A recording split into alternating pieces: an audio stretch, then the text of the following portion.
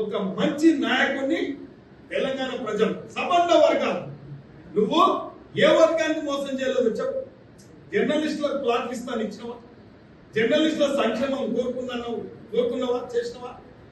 మోసం చేయలేదా జర్నలిస్టుల? ఇలా ఉద్యమకారులను మోసం చేయలేదా? నువ్వు ఇలా మేధావులను మోసం చేయలేదా? ఎక్కడైనా ప్రజల తరఫున అవకాశం ఉండి నిరసన చెప్తామన్నా, ధర్నాలు చేద్దామన్నా నీవు ధర్నా చౌకుని ఎత్తేసిన గొప్ప నాయకుడు. ఇవాళ నీవు ఏదైనా ప్రజల తరఫున నిరసన చెప్తామంటే ప్రతిపక్షాలను కడప కూడా దాదనీలే. నువ్వు గొప్ప నాయకుడిని, నువ్వు ఒక ఉద్యమకారుడిని, నువ్వు ఒక జాతి పిత తెలంగాణ. ఇదా నీ జాతిపిత? జాతిపిత చేసే పనిలేదా ఇది? ఇవాళ కాంగ్రెస్ పార్టీ ప్రజాస్వామ్య పార్టీ. ప్రజలను స్వేచ్ఛగా నిరసన చెప్పవచ్చు, స్వేచ్ఛగా ఇలా దీక్షలు చేసుకోవచ్చు, స్వేచ్ఛగా మహాసభలు చేపెట్టుకోవచ్చు. ఇలా మేము జూన్ 2 తారీఖున రాహుల్ గాంధీ గారు ఇలా ఖమ్మం వస్తే ఆ రోజు నువ్వు నిర్బంధించినవు. బస్సులు ఇనియలేదు, ప్రైవేట్ వెహికల్ రానియలేదు, ఎవరిని రానియలేదు, సభ కట్టుకున్నావు. అయినా ఆ రోజు సభ సక్సెస్ చేసినావు. ఇవాళ నీవు ఒక సభ పెట్టుకుంటే నీవు ఆర్టీసీకి బస్సులను నీవే 8 కోట్లు అంటే నీవు చెల్లిస్తే కూడా మేమెక్కడ కూడా సభ అడ్డుకోడు కానీ సభ అనుమతులు కానీ ఎక్కడ అడ్డంకులు పెట్టలేదు. ఇది ప్రజాస్వామ్య పార్టీ, ఇది ప్రజాస్వామ్యం అంటే. ఎస్, ప్రజలు తన అవసరానికి, ప్రజలు తన జరుగుతున్న ఇబ్బందులను చెప్పుకోవడానికి అవకాశం ఇవ్వాల్సిందే. కాబట్టి ఇది ప్రజాస్వామ్య ప్రభుత్వం, ఇది ప్రజలు మెచ్చిన ప్రభుత్వం. కాబట్టి నిన్న సభ జరగనివ్వాలంటే ఇలా మీరు వైఫల్యం చెందినట్ట. మీరా వైఫల్యం చెందింది కాంగ్రెస్ పార్టీ 15 నెలల వైఫల్యం చెందిందని చెప్తా ఉన్నాను. మీరు 10 ఏళ్ల పరిపాలన చేసి 100 అబద్ధాలు ఆడి 100 అబద్ధాల చిట్ట మీకు తప్పకుండా పత్రికా సోదరులకు అందరికి ఇస్తా. 100 ఇవి చదవాలంటే ఒక గంట పడుతుంది. కాబట్టి మీకు తప్పకుండా వాళ్ళు చేసిన వైఫల్యాలు చెందిన అన్ని కూడా మీ పత్రికా సోదరులకు అందరికి ఇస్తా. ఎన్ని వైఫల్యాలు చెందినాయి? 100 వైఫల్యాలు, 100 మోసాలు. ఇలా వాళ్ళు ప్రయాణం చేసుకుంటూ చిన్న చిన్న వ్యాపారాలు ఏదైనా ఉంటే వాళ్ళు ఎక్కువ ఇవాళ బస్సులలో రద్దీ అయింది అనేది వాస్తవం.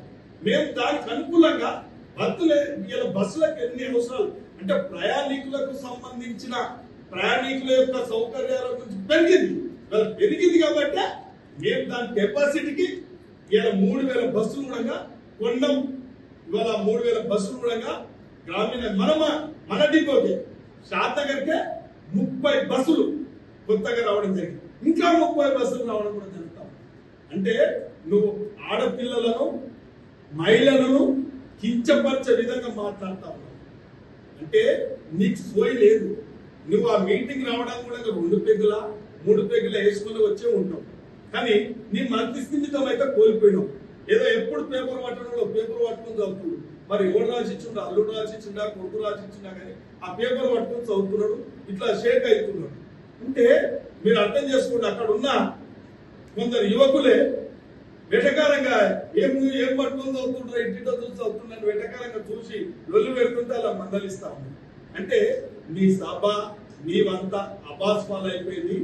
నీ యొక్క సభల వల్ల ఈ రాష్ట్రంలో ఒక మార్పు ఏం రాదు. నీ యొక్క పార్టీ, నీ కుటుంబాన్ని ప్రతిష్టను పెంచుకోవడానికే ఆ సభ ఏర్పాటు చేసుకున్నావు. కానీ ఈ తెలంగాణ రాష్ట్ర ప్రజలకు ఒరిగింది లేదు, ఏ సమాజానికి ఉపయోగం లేదు. అది అట్టర్ ఫ్లాప్. దానివల్ల ఈ తెలంగాణ రాష్ట్రానికి ఒరిగేది ఏం లేదు. కాబట్టి ఇవాళ నిజంగా మిత్రులారా అన్ని జరిగినాయి. కానీ మన తెలంగాణ పౌరునిగా మనమందరం ఒక్కసారి ఆలోచించాలి. రేపు భవిష్యత్ ప్రయోజనాలకు మనము ఏ పార్టీ ఏం పనిచేస్తుందో మనం వెలగట్టవలసిన పరిస్థితి ఉంది. న్యాయం అన్యాయం గురించి కూడా రాయవలసిన అవసరం మీ మీద ఉంది. కాబట్టి ఇవాళ ఆ యొక్క పార్టీ గురించి ఇంకా చెప్పాలంటే ఇంకా గంట చెప్పగలుగుతాం. కానీ ఇవాళ మా కాంగ్రెస్ పార్టీ, మా రాష్ట్ర ముఖ్యమంత్రి, మా క్యాబినెట్ నిజంగా ప్రజలకు అందుబాటులో ఉంటూ ప్రజల సమస్యలనే 24 గంటలు పనిచేస్తున్న ముఖ్యమంత్రి. ప్రజలకు ఏది అవసరం అంటే ఇవాళ చూడండి, వాళ్ళు చేసిన దుర్మార్గానికి ఒకటి చెప్తా. ధరణి చట్టంలో ఒక మార్పు తేవాలి. రైతులకు సామాన్యులకు అందుబాటులో ఈ చట్టం సులభతరంగా తేవాలంటే అందరి సమక్షంలో ఇవాళ జర్నలిస్టుల అభిప్రాయం కూడా అడిగింది, రైతు సంఘాలను అడిగిండు, ప్రజా సంఘాలను అడిగిండు, రెవెన్యూ అధికారులను అడిగిండు, మేధావులను అడిగిండు, ఈ చట్టం ఎట్లా ఉంటే బాగుంటుందని అందరి యొక్క అభిప్రాయం మేరకే ఆ చట్టాన్ని తీసుకురావడం జరిగింది. ఇవాళ మీరు గతంలో మీరు ఒక మాట చెప్పాలంటే మీరు ఎన్ని మాట్లాడారు ఈ రాష్ట్రంలో ఒక ఇంద్రమ్మ ఇల్లు గింతే ఉన్నాయి, నేను ఇంత పొడుగు కడతాను, ఎంత పొడుగు కట్టిండో శాతాలు అందరికి తెలుసు కదా, ఏమైందో తెలుసు కదా. 10 ఏళ్ళు ఒక్కరన్నా ఎవరన్నా ఒక ఇల్లులకు పోయి సంసారం చేసి ఇలా మంచుకున్నామయ్యా, కేసీఆర్ చెప్పిన మాట చాలా బాగుందయ్యా, ఆయన మాటనే వేదలా కనెక్టోళ్ళు ఎవరైనా ఒక పేదో చెప్పగలుగుతారా? ఇప్పుడు నాలాక నేను రాష్ట్ర ముఖ్యమంత్రి నిలదీసి అడుగుతాను, ఎస్ శాతానికి ఇది ఉంది, మీరు ఇది అన్యాయం చేస్తున్నారంటే మొన్న ఎల్ఆర్ఎస్ విషయంలో కూడా అడిగిన రాష్ట్ర ముఖ్యమంత్రి, రాజ్యం యువ వికాసం విషయంలో కూడా నేను అడిగిన, మాకు ఇది కావాలి, లక్ష దెబ్బలు ఎట్లా ఏమన్నాడు మాట్లాడు, నువ్వు మాట్లాడవా? నీ గులాంగిరి, నీకు ఏమన్నా నీ కుటుంబానికి లాభం అయితే ఆ పని చేసుకున్నారు, కానీ మీరు శాతా నియోజకవర్గానికి ప్రజలకు ఏమైనా అవసరమైంది, రైతులకు ఏమైనా అవసరమైంది, యువకులకు ఏమైనా అవసరమైంది, ఈ ప్రాంతానికి ఏమైనా అవసరమైంది అనేది అడగగలుగుతారా? అంటే జీవుజూర్ సాబ్ గులాంగిరి చేసే నాయకులు నీ చుట్టూ నీ ఓటరు ఉంటుంది కాబట్టి ఇవాళ అటువంటిది కాదు. ఇది ప్రజాస్వామ్యం, ఇది ప్రజాపాలన, ఇది డెమోక్రసీ లో పనిచేస్తున్న నాయకులం. ఎస్ సాక్షాత్ మీరే చూస్తూ అసెంబ్లీలో మాట్లాడుతున్నాం, ఎస్ రైతులకు ఇవ్వాల్సింది ఇంకా 10% కూడా ఇవ్వాల్సిందే అని చెప్తాము. ఈ ప్రాంతానికి ఇది కావాలంటున్నాం, రాష్ట్ర ముఖ్యమంత్రితో కొట్లాడుతూ ఉన్నాం, గులాంగిరి చేస్తలేం మీలాక, మేము కొట్లాడతాం ప్రజల గురించి, ప్రజల కొరకు ఎల్లవేళలా కొట్లాడతాం. కాబట్టి ఇవాళ ఇదే ప్రజాస్వామ్యం, ఇదే నిజంగా ప్రజాస్వామ్యం. మనం ఏర్పాటు చేసుకునేందుకు ప్రజల కొరకు, ప్రజల చేత ఎన్నుకున్నబడ్డ ప్రభుత్వం. ఈ ప్రభుత్వం ప్రజల గురించి పనిచేయాలి, ఒక నాయకుడి గురించి కాదు.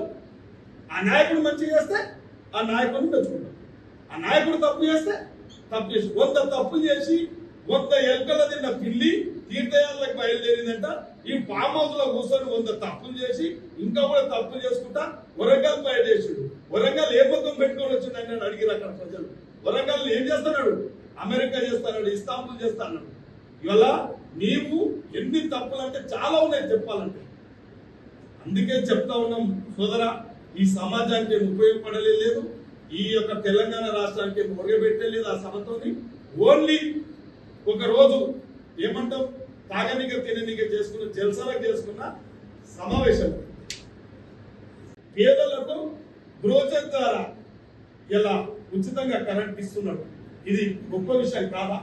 ఇలా మహిళలకు ఉచిత బస్సు ప్రయాణం కల్పించినాం, అది నిజం కాదా? అది మహిళలకు ఉపయోగపడతలేదా?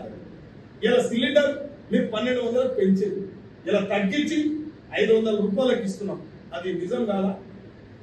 అంటే ఈ పథకాలన్నీ కొనసాగుతా ఉన్నాయి.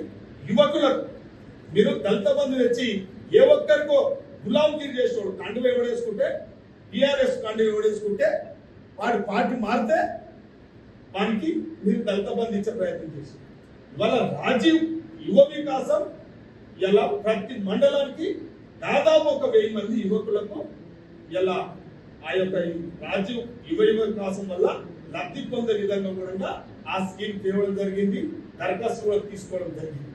ముఖ్యంగా ఈ యొక్క 15 నెలల్లో ఊహించని అభివృద్ధి చేస్తా ఉన్నాడు కాబట్టి ప్రజలలో వ్యతిరేకత లేదు. వాళ్ళ కార్యకర్తలు వాళ్ళ గులాంగిరి ఉంటారు.